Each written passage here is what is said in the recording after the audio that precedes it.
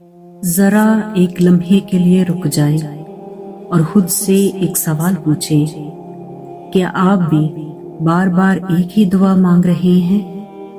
مہینوں سے، سالوں سے، اور دل میں یہ سوال ابھرتا ہے کہ یا اللہ میری دعا کب قبول ہوگی؟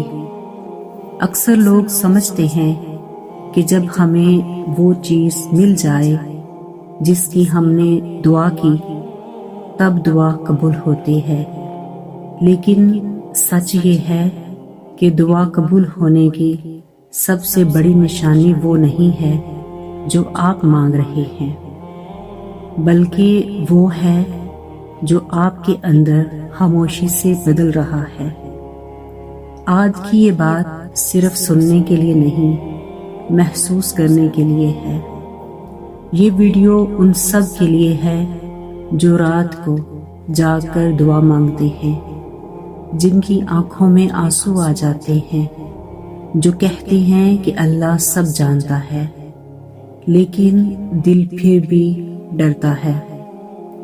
آج میں آپ کو بتاؤں گی کہ دعا قبول ہونے کی سب سے بڑی نشانی کیا ہے، وہ نشانی جسے اکثر لوگ نظر انداز کر دیتے ہیں، اور وہ تبدیلی جو اگر آپ میں آ رہی ہے تو سمجھ لیجئے کہ اللہ نے سن لیا ہے، کیونکہ اللہ دعا پہلے دل میں سکون اتارتا ہے، پھر زندگی میں فیصلے بدلتا ہے۔ دعا قبول ہونے کی سب سے بڑی نشانی یہ ہے کہ آپ کا دل اللہ پر راضی ہونا شروع ہو جائے۔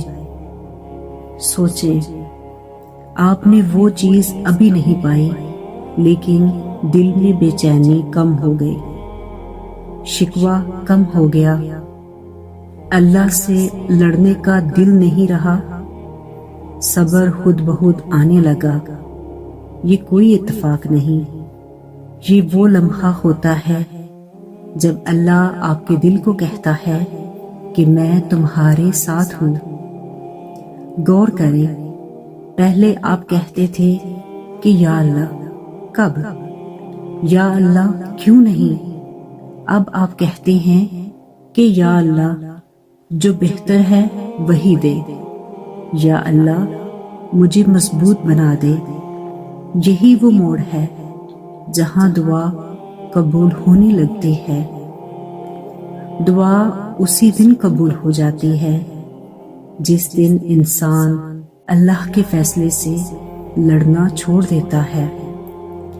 کیا آپ نے کبھی غور کیا کہ تہجد میں اکثر لوگ روتے کم اور خاموش زیادہ ہو جاتے ہیں؟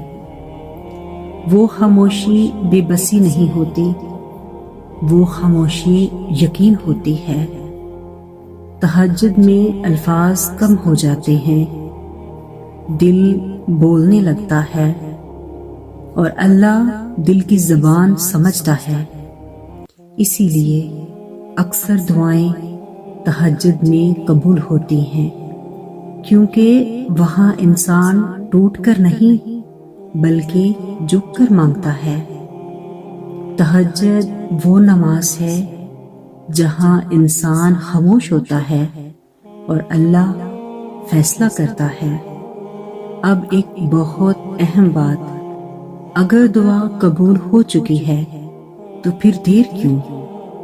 کیونکہ اللہ وقت بدلتا ہے، اللہ حالات بدلتا ہے، اللہ انسان کو اس دعا کے قابل بناتا ہے۔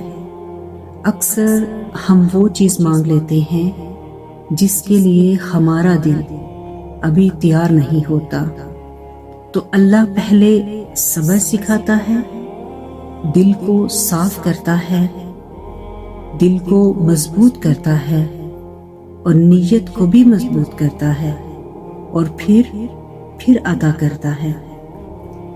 سوچیں، کیا یہ بہتر نہیں کہ دعا دیر سے ملے لیکن نقصان کے بغیر ملے؟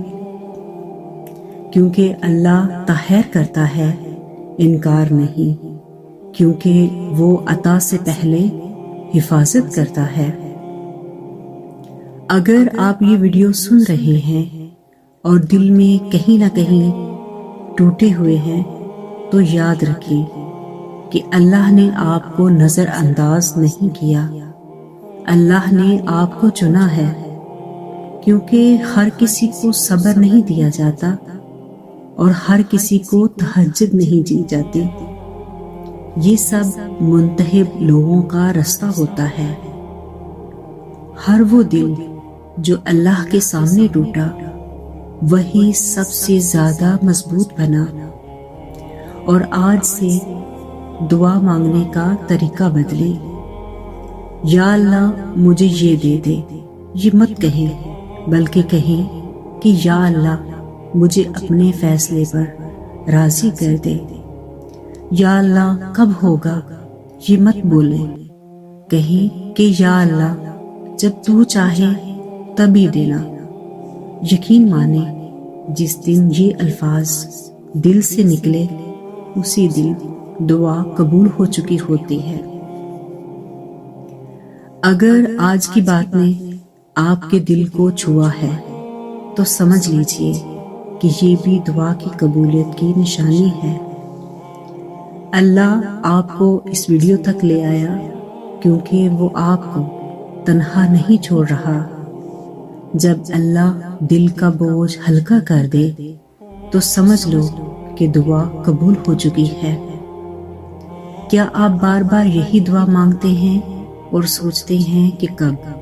تو سنو، دعا اس دن قبول ہو جاتی ہے جس دن آپ کے دل میں شکوے ختم ہو جائے، جب آپ کہنے لگے کہ یا اللہ جو بہتر ہے وہی دینا۔